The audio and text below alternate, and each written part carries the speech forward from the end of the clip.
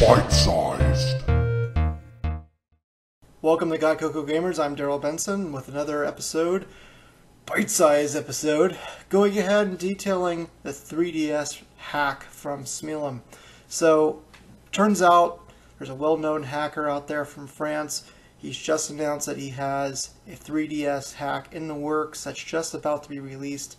There's a few interesting things here I want to talk about. Number one, unlike most hacks that we saw with the original Wii and the 3DS, this one is going to be able to go ahead and run on the current firmware that's out today right now. Now that's barring whether or not Nintendo goes ahead and decides to, make a new firmware.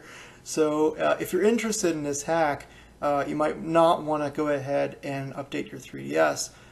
That being said, we will warn you that we don't necessarily condone any of this, and it might break your system, yada yada yada yada. So don't blame me if your stuff stops working.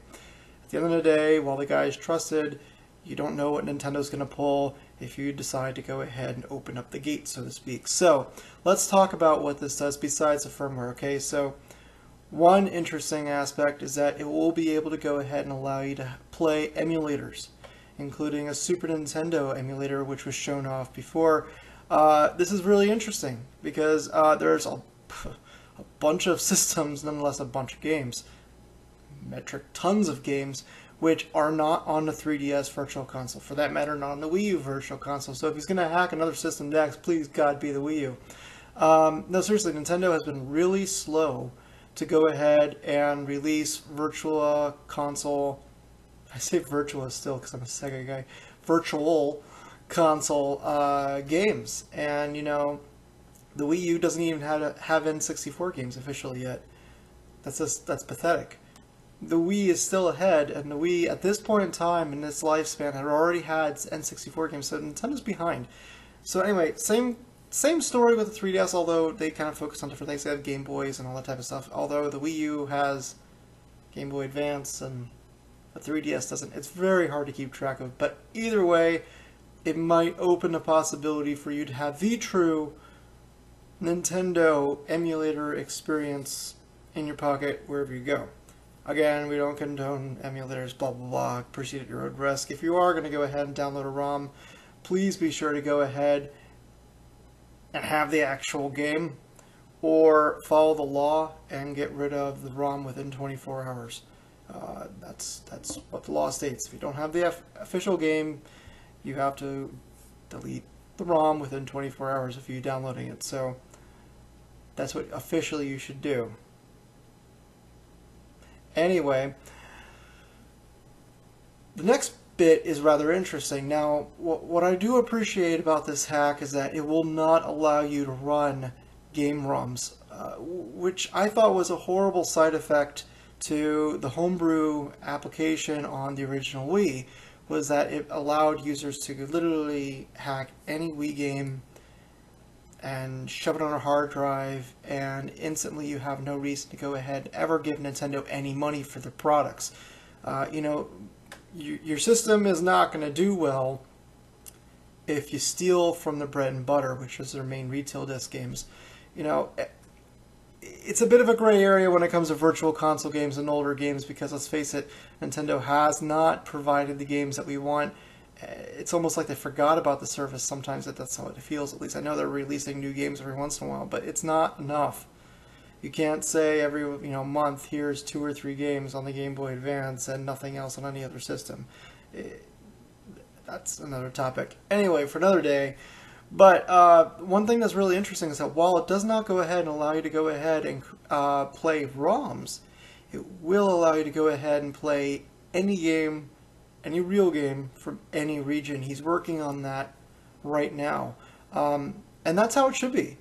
Well, with the exception of the PSN aspect of it, the Vita is region-free, the DS was region-free, the Game Boy line was region-free. In fact, Nintendo's never made a region-locked handheld until the 3DS. So I don't think that's right. I have not thought that's right, not even for a second.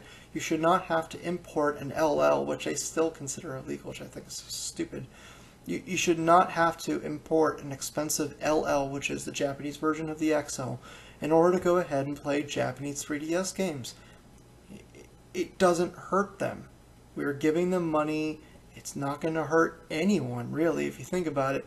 The only way, and this is the only thing I can think of, the only way it could hurt is for the countries like Australia and like South Africa and Brazil, where the games are like, I don't know, I'm making up figures here, but like $200 a pop. Because I know that in Brazil, like an Xbox One or PS4 will run you thousands of dollars, equivalent of our dollars. So, you know, maybe that's the reason why they did it, but still, for North American gamers who want an import from Japan, I actually do agree with this. Now, I will put a bit of a disclaimer up there, and I think you should follow my advice, my example here.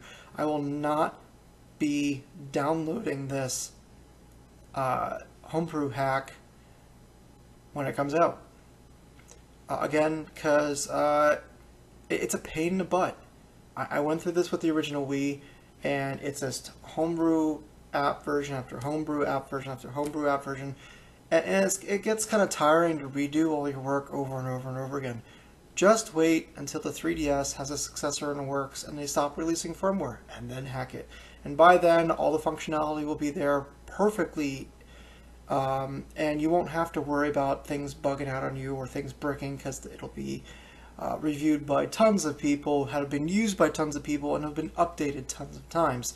So I would wait, but it does give a pretty cool indication of what your 3DS might be doing, what might be able to do when its successor does come out, and the 3DS is nothing but old news. So, you know, kind of like a Game Boy Micro is coming back, people are kind of getting into that. One day I could totally see with this hack the 3DS having a resurgence, even though technically it's off the market.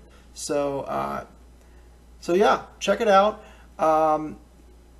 Let me know in the comment section what you think. Do you think this is ethical? Do you think it's not ethical? Are you happy with the Virtual Console service as it stands? Or do you support people who are trying to give you what you want? Also, let us know if you're the type of person who wants to be able to import games. Let us know, and hopefully Nintendo will see this, and hopefully if you want that type of stuff, the next version of their handheld will go ahead and support those features that we all want. So please subscribe, and we'll see you next time on Gaikoku Gamers Bytesized. I can't even say her name. Bye-bye.